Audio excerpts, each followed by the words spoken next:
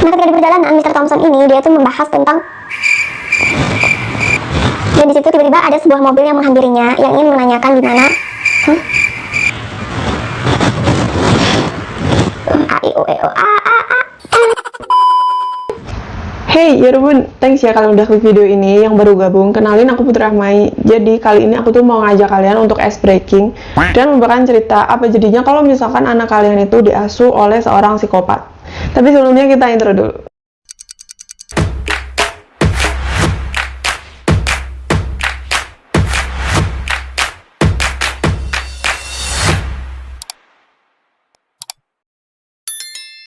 Oke, jadi kisah ini tuh berawal dari sepasang kekasih yang bernama Mr. and Mrs. Thompson yang ingin merayakan anniversary pernikahan mereka. Mereka ini memiliki anak yang bernama Jacob, Sally, dan Christopher. Tetapi sayangnya, pengasuh biasanya yang bernama Maggie itu tuh tidak bisa hadir pada saat Mr. and Mrs. Thompson ini ingin merayakan anniversary tersebut. Akhirnya Maggie ini merekomendasikan temannya yang bernama Anna. Tetapi tiba-tiba ada sebuah mobil yang menghampirinya yang ingin menanyakan letak kantor pos itu di mana. Akhirnya anak ini menjelaskan di mana letak kantor pos tersebut. Nah, ketika anak ini mencoba memberitahukannya, tiba-tiba dia itu disekap oleh seorang pria dari belakang. Jadi pria yang menanyakan kantor pos tersebut, dia itu menculik Anna secara paksa dan dimasukkan ke dalam sebuah mobil.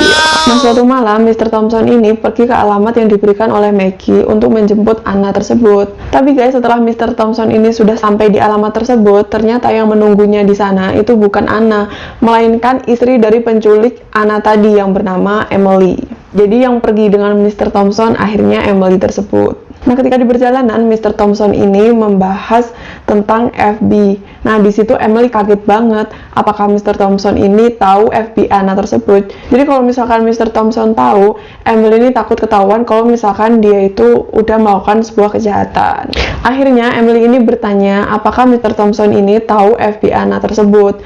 Tapi di situ Mr. Thompson mengatakan kalau misalkan dia itu tidak tahu FB Anna tersebut. Akhirnya dari situ dia merasa lega dan terus melancarkan aksinya. Nah, ketika Mr. Thompson dan Emily ini udah sampai rumah, akhirnya Emily ini mencoba mengakrabkan diri dengan anak-anak Mr. Thompson. Nah, sebelum mereka ini berangkat untuk merayakan anniversary, mereka itu memperkenalkan ruangan-ruangan tertentu kepada Emily tersebut. Dan selain itu, dia itu juga memberitahukan kebiasaan anaknya sebelum tidur. Kayak misalkan minum susu, terus mengganti pakaiannya dengan pakaian tidur, kayak gitu-gitu.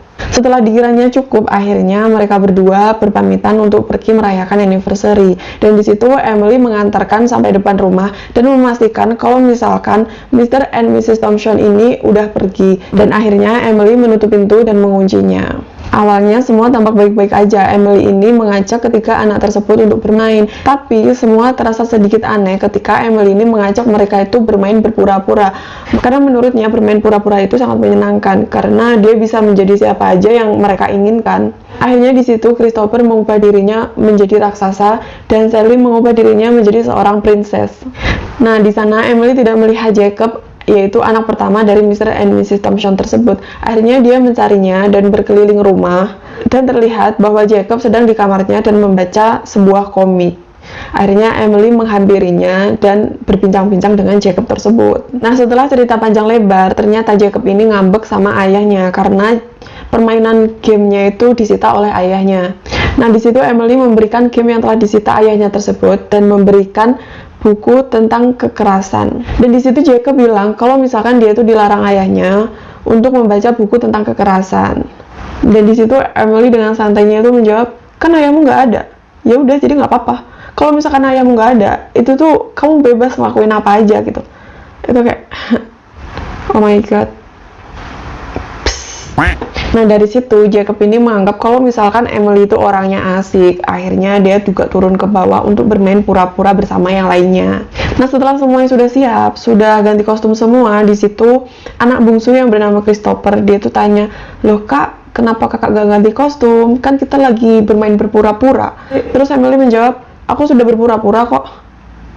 Shit, serem banget ya sih. kalau misalkan anak kecil itu otaknya kayak belum nyampe deh kalau misalkan dia tuh bilang kayak gitu. Saat itu Emily itu ingin memfoto Jacob sama Sally. Nah, si Jacob ini kan kebetulan dia tuh lagi bawa piala besar, piala ayahnya. Dan Emily minta kalau misalkan Jacob ini harus berpose seperti kayak menghantam kepalanya si Sally gitu loh. Bukan kayak seneng ngangkat piala, tetapi kayak mau dihantamkan ke kepala si Sally. Dan di situ Sally pun dilarang untuk tersenyum. Dia disuruh kayak ketakutan gitu.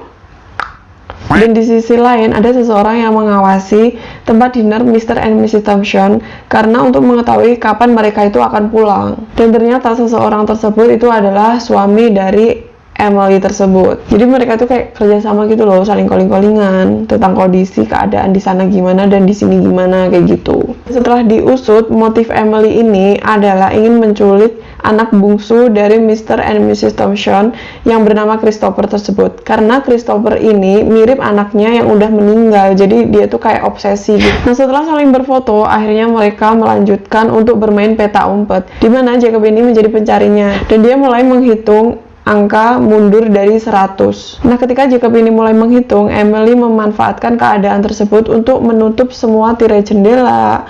Terus dia itu mematikan kabel telepon, dia tuh juga mematikan jaringan wifi, dan bahkan dia juga mengobrak-abrik kamar dari Mr. and Mrs. Thompson. Setelah selesai menghitung, akhirnya Jacob ini mencari Emily dan kedua adiknya. Dan di situ dia kaget karena melihat Emily yang buang air kecil tanpa menutup pintu. Jadi kayak speechless, "Mbak, kon lapo mbak iku, Mbak?" Dan bahkan Emily ini juga mengganti panty linernya di depan Jacob. Dasar orang gila.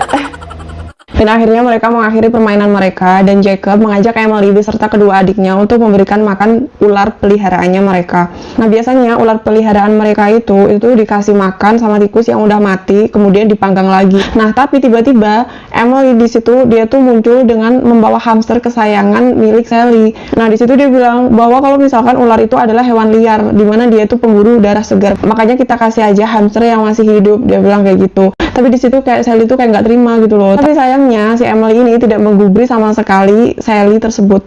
Akhirnya dia memasukkan hamster kesayangan Sally ke dalam kotak yang berisi ular dan akhirnya ular itu memangsa hamster tepat di depan Sally. Dan di situ Sally nangis banget.